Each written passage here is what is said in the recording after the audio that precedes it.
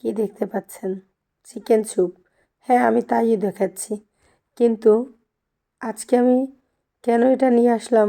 Chicken soup তো সবাই রান্না করে, সবাই খায়, খুব সাধারণ, খুবই নর্মাল একটা খাবার। কিন্তু এই সাধারণ নর্মাল খাবারটা আমার জন্য ছিল অসাধারণ। কেন? সেটা জানতে একটু সাথে থাকে। আজকে ছিল আমার বিশেষ একটা দিন।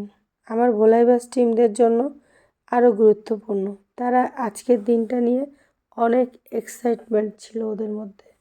আসলে সব কিছু তো সময় মতো বা পরিকল্পনা মতো হবে, ব্যাপারটা কিন্তু তা না। সেটা নাও হতে পারে।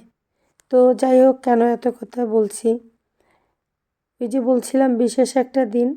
এই দিনটাকে ঘিরে কোনো একটা সময় সবার মধ্যে কত মাতামাতি ছিল, কত আয়োজন, কত কত চিন্তা। এই একটা দিনের জন্য কত খরচ, কত কিছু। আজকে হয়তো সেই জৌলসতা নাই। তবে যাই হোক, আমার ভোলাইবাস টিমের সদস্যদের জন্য আমার ছোট্ট পুষ্টিকর একটা খাবার। তো আমি যেভাবে আসলে রান্না করতেছি সেটা আপনাদেরকে দেখাই দিলাম যে হ্যাঁ, আমি আসলে এভাবেই আসলে ওদের জন্য স্যুপটা রান্না করলাম।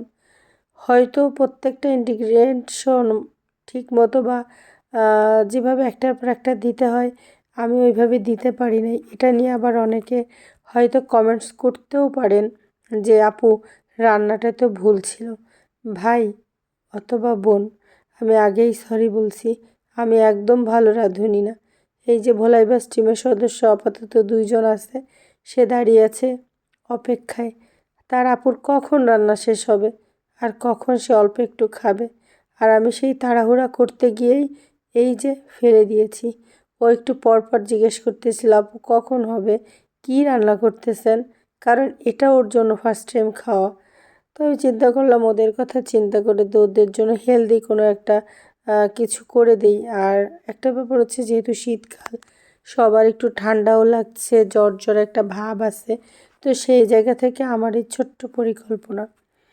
আমার আয়োজনটা না খুব ছোট ছিল, কিন্তু ওদের হাসি, ওদের উচ্ছ্বাস, ওদের এই যে যে মানে একটা উৎকণ্ঠা, এটা আমাকে পাগল করে রাখে। ওদের এই পাগলামিগুলোর জন্যই হয়তো আমার এতটুকু বেঁচে থাকা। ভালোবাসা বলতে আমি ওদের কাছ থেকে যতটুকু পাই, এটাই আমার ভালোবাসা। আসলে আমার বলতে আমি কখনো কিছু খুঁজেই পাই না। তার মধ্যে থেকে তাদের এই নিষ্পাপ ভালোবাসাটুকু আমার আসলে বেঁচে থাকার একমাত্র সম্বল। এটা না বলে বোঝানো যাবে না। এটা ক্যামেরার মাধ্যমে অথবা কোনো ভিডিও দিয়ে ধারণ করে বোঝানো সম্ভব না।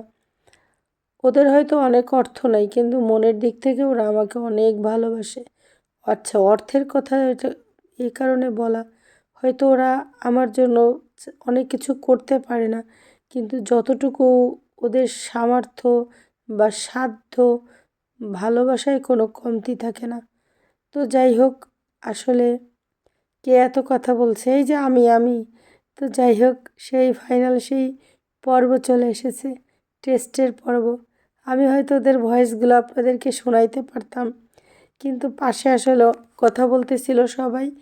আর যার কারণে হচ্ছে ওদের ভয়েসগুলো শোনাইতে পারতেছি না। যেহেতু ওদের এটা আজকে ফার্স্ট টাইম খাওয়া, তো সেই খাওয়ার জায়গাটা একজন আরেকজনকে বলতেছে মজা হয়েছে। এখন ও বলতেছে হ্যাঁ আপু রান্না করছে, তুই বল অনেক মজা হয়েছে। আমাকে সান্ত্বনা দেওয়া, ছোট্ট মানুষ, ছোট্ট বুদ্ধি, তার মধ্যে থেকেই সেই বুদ্ধির খেলা। যাক আলহামদুলিল্লাহ, আমার এই ভোলাইবাস টিমের জন্য দোয়া করবেন। ওদের জন্য আমার অনেক ইচ্ছা আছে, অনেক কিছু করার, হয়তো স্বাদ আছে সাধ্য নাই, ব্যাপারটা কিছুটা এরকমই।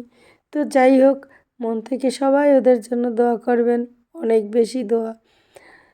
তো এক একজনের করে আমি এক একটা রিভিউ নিতেছি, আর ওরা বলতেছে আপু অনেক মজা হয়েছে, অনেক মজা হয়েছে। সেটা ওদের হাসি খুশি মুখগুলো দেখলেই বুঝতে পারেন কি একটা খুশি। এই হাসিগুলোর জন্যই আমার বেঁচে থাকা। ও বলতেছে আপু অনেক মজা হয়েছে, আগের দিন চাইনিজ ভেজিটেবলস করছিলাম, ওদের খুব একটা ভালো লাগে নাই। তারপরও বলে না যে ভালো লাগতেছে না। সত্যি ওরা অনেক খুশি হয় আমি যখন ওদের জন্য নতুন কোনো কিছু করে দিই। আর আমারও খুব ভাল লাগে যখন ওদের জন্য আমি কিছু করতে পারি। তো যাই হোক, এই যে আমার আর দুইজন টুনটুনি, ওরাও খেয়ে বলছে ফাটাফাটি। আর মাম্মাম বলতেছে আমার মেয়ে রান্না করেছে, এটা ভালো না হয়ে পারে। আর ও বলতেছে যে হ্যাঁ, ও বলছে ভালো হয়েছে, তাহলে আমিও তো বলবো ভালো হয়েছে, আমার আপু হয় না। ভালো থাকো সবাই, ভালো থাকেন আপনারা।